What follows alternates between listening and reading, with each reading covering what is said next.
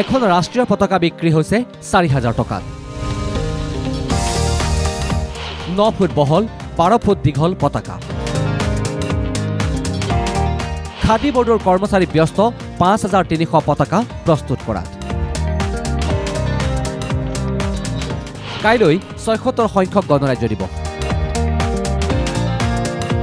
খাদী বোৰ্ডে প্ৰস্তুত কৰিছে ১৭,২১,০০০ টকাৰ জাতীয় পতাকা। সমগ্ৰ দেশৰ লগতে ৰাজ্যতো গণৰাজ্য দিৱসৰ প্ৰস্তুতি তুংগত। তাৰ ব্যতিক্ৰম নহয় অসম খাদী আৰু গ্ৰাম উদ্যোগ বোৰ্ড।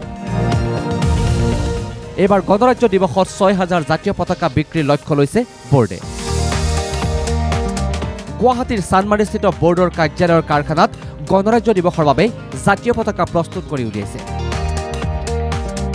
১০০ টকাৰ পৰা ৪,৭০০ টকালৈ ৮খন বিভিন্ন আকৃতিৰ পতাকা প্ৰস্তুত। ইয়াৰ ভিতৰত ৯ ফুট বহল আৰু ১২ ফুট দীঘল প্ৰতিখন পতাকাৰ মূল্য ৪,৭০০ টকা। খাদী বোৰ্ডে প্ৰস্তুত কৰা পতাকাসমূহৰ ভিতৰত এইখনেই সৰ্ববৃহৎ পতাকা। ইয়াৰ উপৰিও ৬ ফুট ৩ ফুট ২ ফুট ১.৫ ফুট ইত্যাদি বিভিন্ন জোখৰ পতাকা প্ৰস্তুত কৰি উলিয়াইছে খাদী বোৰ্ডে। দিনে নিশাই খাদী বোৰ্ডৰ ১২গৰাকী কৰ্মচাৰী ব্যস্ত হৈ পৰিছে ৰাষ্ট্ৰীয় পতাকা সাজি উলিওৱাত। আমি টোটেল ৫,২৪৩খন বিভিন্ন চাইজৰ আমি পতাকা প্ৰস্তুত কৰিছোঁ। ইপিনে কাৰ ফ্লেগৰ পৰা সৰু আৰু ৯x১২লৈকে কৰিছোঁ। আৰু এইখিনি ইতিমধ্যে যোৰহাট, শিৱসাগৰ, লখিমপুৰ, বৰপেটা, ডিফু, হাফলং মানে কোনো ঠাইত আমাৰ হেৰি নাই। 18খন খাদী ভাণ্ডাৰ আছে। টোটেল ১৭,২১,৮৪০ টকাৰ আমি ছাপ্লাই দিছোঁ। 8খন বিভিন্ন চাইজৰ পতাকাৰ ডিমাণ্ড আছে, একে সৰুৰ পৰা ডাঙৰলৈকে আমি তেনেধৰণে প্ৰস্তুত কৰিছোঁ। আমাৰ ফ্লেগবিলাক ১০০ টকাৰ পৰা ৪,৭০০লৈকে আছে।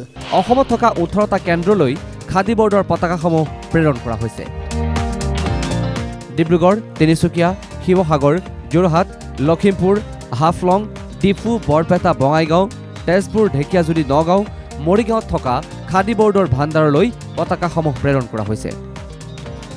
ইতিমধ্যে অসম চৰকাৰে খাদী বোৰ্ডৰ পৰা ১,৩৯০খন বিভিন্ন আকাৰৰ পতাকা ক্ৰয় কৰিছে। খাদী বোৰ্ডৰ লগতে মহানগৰীৰ ৰাজপথো ভৰি পৰিছে জাতীয় পতাকাৰে। মহানগৰীৰ ৰাজপথত ভিন্ন প্ৰান্তত ১০ টকাৰ পৰা ২,০০০ টকালৈ বিভিন্ন আকৃতিৰ বিক্ৰী হৈছে পতাকা। এইটো আমাৰ ১০০ টকা আছে, ৫০ টকা আছে, ৪০০ টকা আছে, ১,০০০ টকা আছে, ১৬০০ টকা আছে, ১৮০০ টকা আছে, ১০ টকা আছে, একদম কম ১০ টকালৈকে আছে। তেওঁলোকে বিক্ৰী বেছি হোৱা নাই, ৪,০০০ মান হৈছে। এতিয়া এইদৰেই গণৰাজ্য দিৱস উদযাপনৰ বাবে সাজু হৈছে Assam Khadi board. Video' journalist ময়ূৰৰ সৈতে কংকন ডেকাৰ ৰিপৰ্ট NKTV।